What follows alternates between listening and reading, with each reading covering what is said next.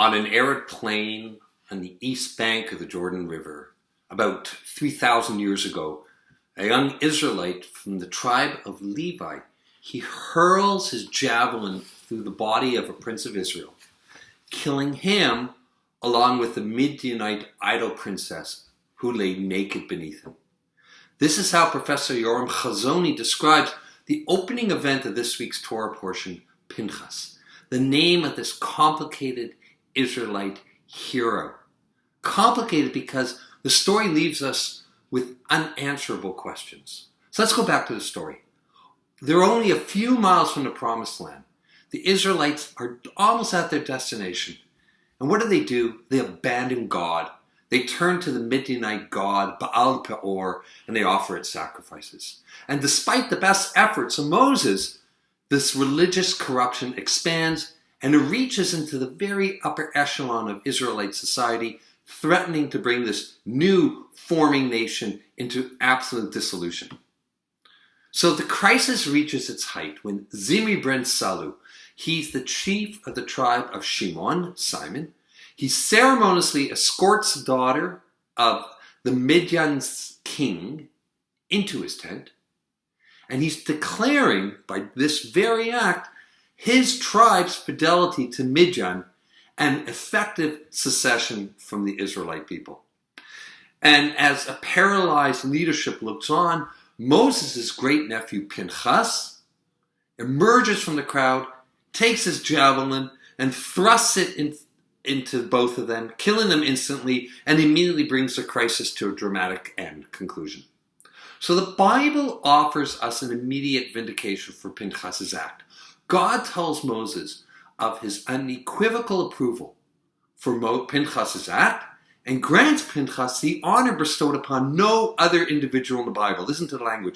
And God spoke to Moses and said, Pinchas, son of Eleazar, son of Aaron, the priest who subdued my anger at the children of Israel, by avenging my jealousy, I therefore grant him my covenant of peace, Brit Shalom.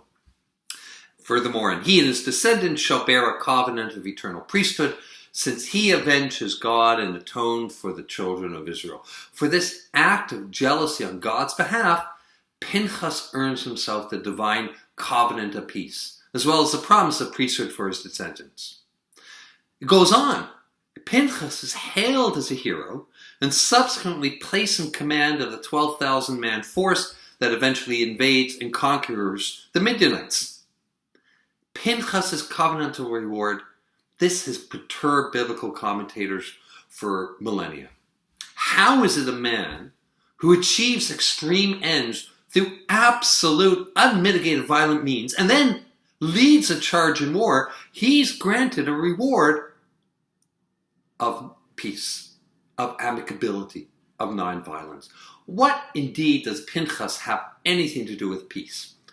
So Professor Hazony and Rabbi Danny Gordis, they point out that this modern idea of peace, this assumption of what peace means in our modern world, and the biblical word for peace, shalom, and the biblical notion of peace, they're polar opposites. They have nothing at all to do with each other.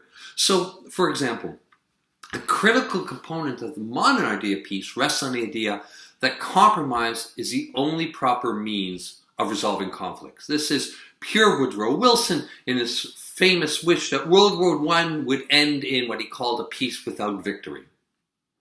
That the key to peace is the achievement of mutual agreement, and that the true peacemaker is a person who's willing to put aside his or her own ideas of history, his or her own notions of what's morality and justice and ethics in the interest of an ethereal goodwill of nonviolence.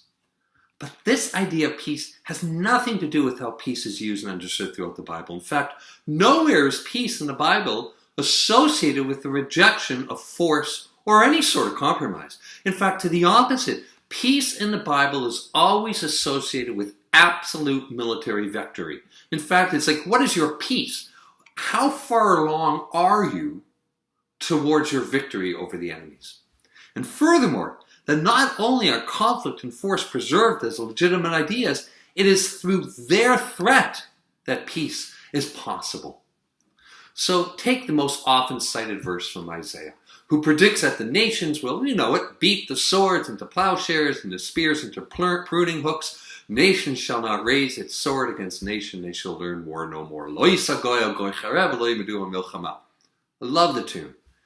In the modern reading, the nations have somehow discovered magically the pitfalls of force, and the spirit of brotherhood have elected to resolve disputes amicably, to live in each other's own with each other's own beliefs, without ever resorting to violence to achieve their goals. This is a beautiful, beautiful kumbaya experience. But Isaiah envisions not a miracle, a spontaneous abandonment of force in favor of brotherhood, but something different. We need to go back to the text. Isaiah 24.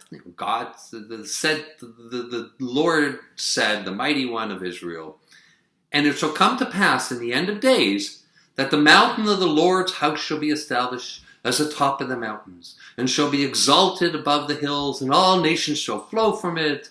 And the people will go and say, come ye and let us go to the mountain of the Lord, to the house of God, and he will teach us in ways, and we will walk in his paths, on and on and on. And then we get to Isaiah 25, and only then shall they beat their swords into plowshares and their spears into pruning hooks. Nation shall not lift up sword against nation, neither shall they learn war no more. Isaiah is definitely envisioning an end to war, but only through Israelite victory, not compromise.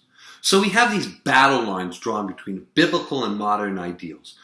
Modern pacifism and modern pacifists will see that that the Bible is archaic, a throwback to bygone barbarism. A biblical outlook would discard, on the other hand, that the idea of peace today, this peace paradigm, as something magical that happens because of our own volition, is fundamentally corrupt. And corrupt because at the very heart of the biblical peace idea is a premise that peace stems not from compromising what you know to be right, what is your core ethics and value, for the sake of avoiding conflict. They're not conflict adverse. That peace and well-being can never be attained at the expense of justice and morality. A complete unwillingness to compromise on morality and justice, even if force must be employed to defend them.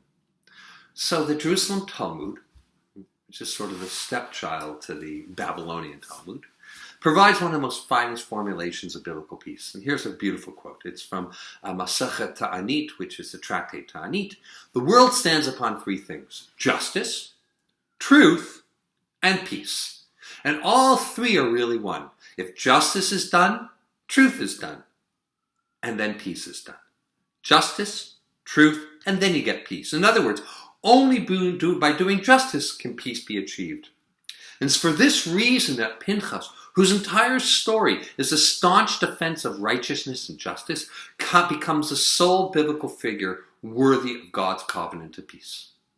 Of all peoples, it is the Jews who can least afford to discard the lessons of history, whose tragic events have proven time and again the limits of modern peace idea, the catastrophic outcome of misplaced pacifism, and the need for a rediscovery of the biblical peace ideal.